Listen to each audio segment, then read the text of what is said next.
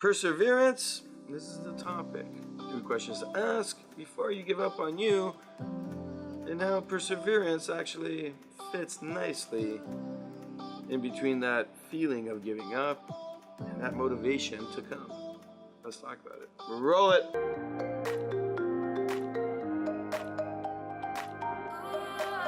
Welcome back to another video where we've been exploring this whole idea of giving up and the difference with quitting and how they're similar yet different. I'll link the series on quitting below, and I'm sure if you go through those videos you'll start to see the idea behind the emotions that we address in the giving up stages, where quitting is the actual act of doing and it's the logical side.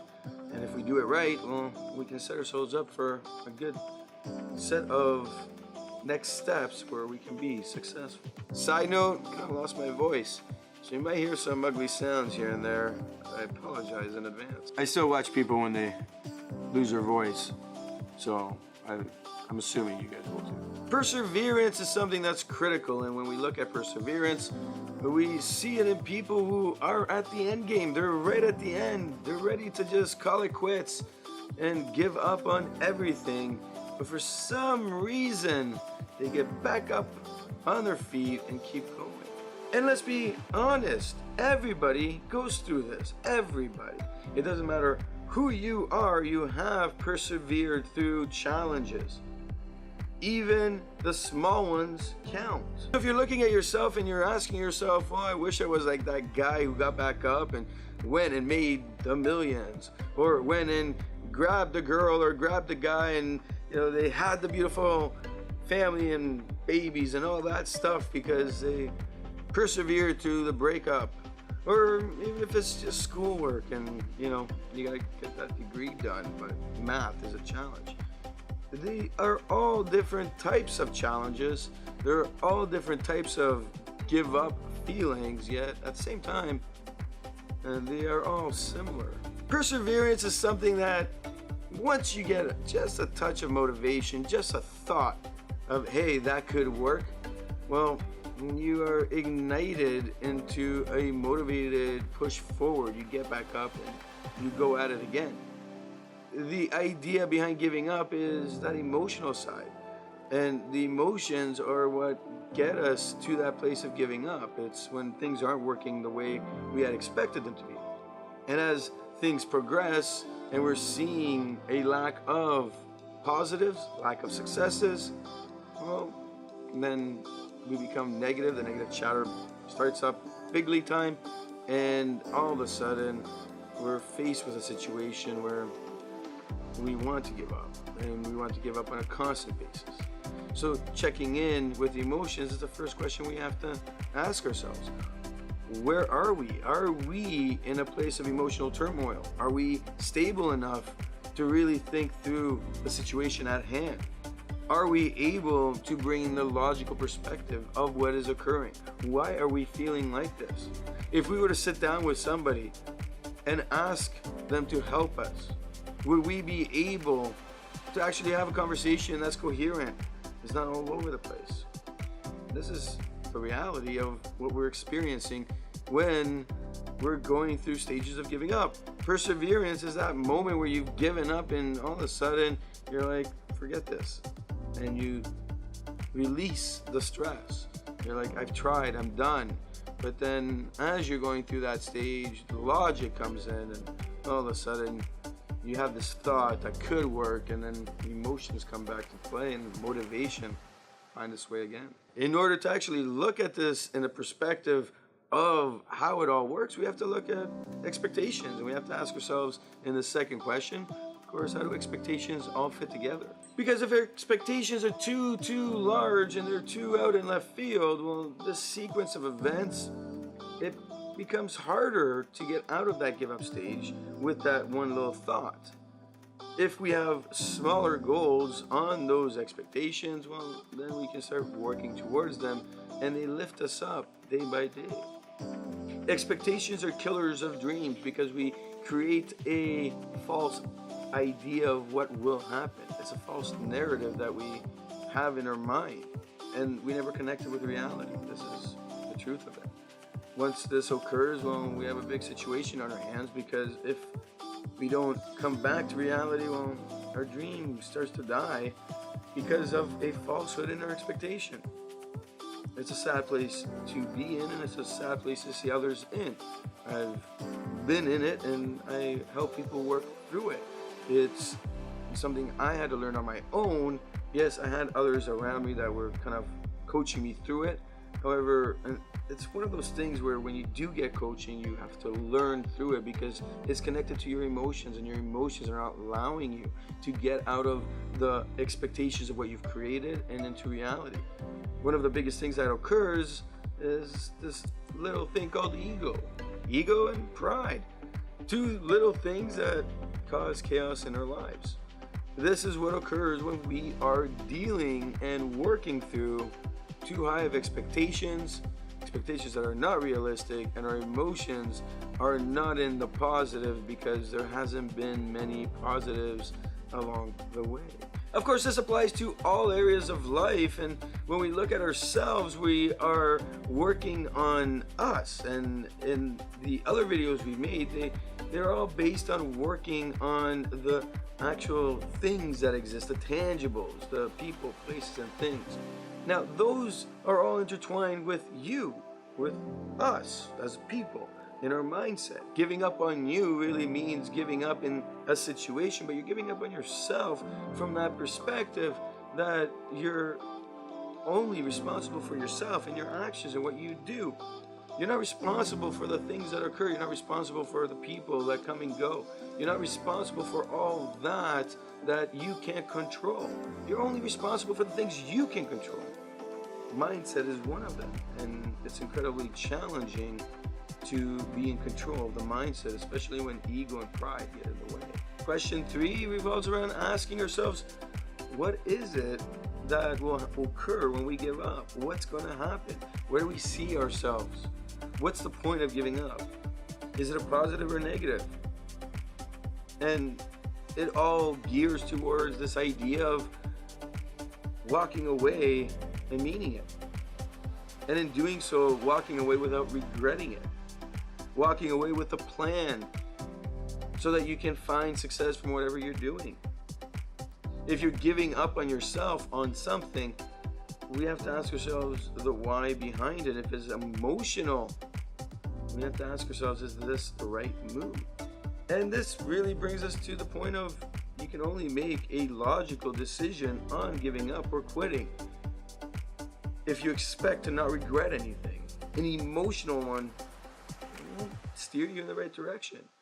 3 months, 6 months, a year, 5 years down the road, you will regret whatever decisions you're making that are based on emotion and not a logical portion that is bigger than emotions. Why is this? Well, it's as simple as things when we're working on ourselves to become better. If we don't continually work towards it, we won't get better. And then something will happen down the road and you'll say, oh man, I wish I did that. Fitness is one of them. Eating healthy is one of them. Taking care of your body is one of them. It's all about health. And down the road when, 5 years, 10 years, 20 years, 30 years pass by, we realize, hey, I wish I would have taken care of my body more, especially when you can't go up those stairs. We see this in older people all the time, and it's heartbreaking. We also see this in things like learning a new skill set or improving our skill sets. I see this all the time with people that turn 35, 40, and they're like, man, I wish I went back for my MBA when I was younger before the kids came around. They regret it at a high level. I also see with people who have been in a career for 10 years and they finally meet somebody, they're getting married, and instead of looking at it from perspective, before I have kids, I'm going to change my career. Well, they don't change it, and then they stay another 5 years at this one job, not making the perceived value they have for themselves in a monetary sense. And then all of a sudden, what ends up happening? Well, they're stuck there in that area, regretting, trying to figure out how to escape into what they really want to be doing right now. These 3 questions help us understand this idea of emotions and how they all relate to this idea of perseverance. Perseverance comes at that moment when we know it's time to give up, but it's an emotional call. It's not a logical one. If you were already in the logical one, and even if you had that little idea pop in your head, it had to be a good idea to really get you moving. This is the bottom line. Where if it's a given up moment where an emotional side of things are happening, well, perseverance helps you get out of that mindset. That emotional turmoil ends for a little bit, where it's lightened, and then you get moving to try something new. And this is usually the point where people become successful. This is usually the point where people find that last bit. So when people ask, should I quit or not, and will I regret it? Well, if you follow the Quit series, you'll understand that it's a step-by-step approach where it helps you organize the actual idea of quitting so that you walk away in a more processed methodology that takes away the emotion, and it gives you a valid reasoning that you're going to be quitting.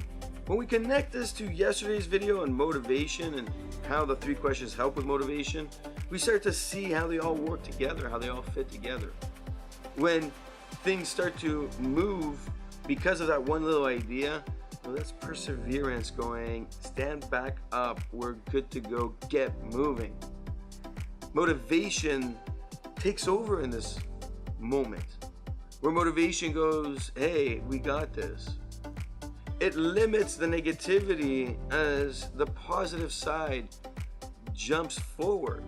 If we're able to look at these 3 questions at this moment and say to ourselves, where are my expectations at really? Where are they at? And with this one new little idea, what can I do to move forward? We can now reorganize a new plan. We're in this new plan. We can now start to effectively put new, smaller goals based on a smaller expectation, a more reality expectation. We're able to actually start to move forward in the right direction, maintaining an emotional control through the process. Smaller wins will bring that big expectation to a place of reality. We can then actually look at the expectation that we had before, how high was it, and how do we actually reach that eventually. This goes out to all the people that have been doing so much for so long and not seeing change, not seeing that growth that they were looking for, not seeing the results. This goes out to all the people that keep persevering each and every day. This goes for them to really understand, hey, I'm doing that, and I've been doing it. If I can just start working on these 3 questions, just maybe, I can start seeing a more realistic approach. I can use this perseverance I have, I can use the motivation, and I can finally start knocking home runs out of the park. This is the clear reality we need to achieve. My name is Nikos Rentas. This is mentorsapproach.com. Hit that like button if you like what you see. Of course, hit the subscribe button to get your daily motivational idea to get you moving in the right direction. Of course, leave your story below. Leave your comment. What you experienced in the past. You ever looked at it in this way? What other ways are there? And leave the comment below and your story below so that somebody watching this, well, they might read it. They might relate to yours even better than my video, and you might help change their life. Snow again. You imagine you're making a video and you're trying to. Hello. Hello, I am speaking with Nikos Rentas. Yes, speaking.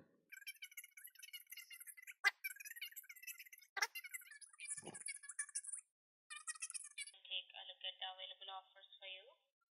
No, we don't need any offers. Back some other time and then we can discuss about it, right? Oh, I'm on the account to make changes, though.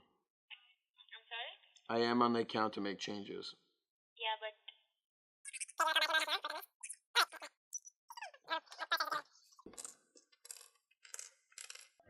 you.